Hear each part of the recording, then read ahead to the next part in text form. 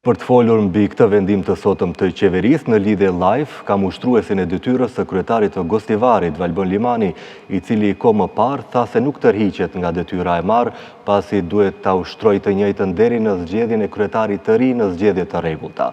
Zoti Limani, mirëmbrëma, a mbeteni ende në të njëjtin qëndrim? Mirëmbrëma Besir. Qëndrimi është që qeveria në rastin e komunës së Gostivarit konfort të gjithë procedurave ligjore, ligjit për vetëqeverisje lokale, me të cilin unë jam zgjedhur ushtrues detyre kryetari i komunës së Gostivarit, në mënyrë të qartë është e përcaktuar se deri kur zgjat mandati im, por ja e pam që sot kemi një vendim të qeverisë për të cilin ne padyshim do ta ankimojmë për kushtetueshmërinë e këtij vendimi të qeverisë së Republikës Maqedonisë së Veriut deri në gjykatën kushtetuese, dhe unë besoj që gjykata kushtetuese do të sjellë një vendim i cili do të jetë në favorin ton.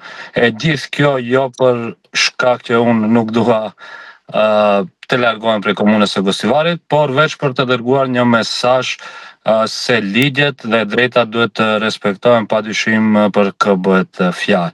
Nga ana tjetër mund të shohim se nga të emëruarit e qeverisë në dy komuna tjera, kandidatët të cilët kanë qenë dhe kanë marrë më tepër vota kanë qenë të emëruar, ndërsa për Gostivarin dhe Vrapçishtin normal për shkak të politikave janë emëruar persona tjerë.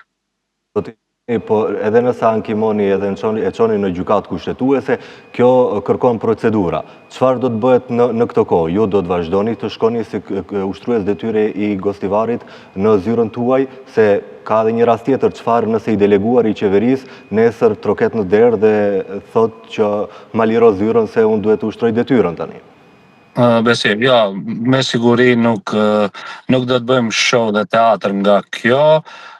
Vendimi i cili do del në gazetën zyrtare dhe zyrtarisht do të arrijë në komunën e Gostivarit, gjithsesi se më emëruari i qeverisë në këtë rast mund të vijë dhe ta ushtron detyrën e vet, ndërsa ne do t'i ndjekim të gjithë procedurat ligjore dhe do të kërkojmë që të njëjtat të shqyrtohen në mënyrë urgjente, pasi që siç e dim ka 7 javë deri në zgjedhjet lokale të 11 janarit.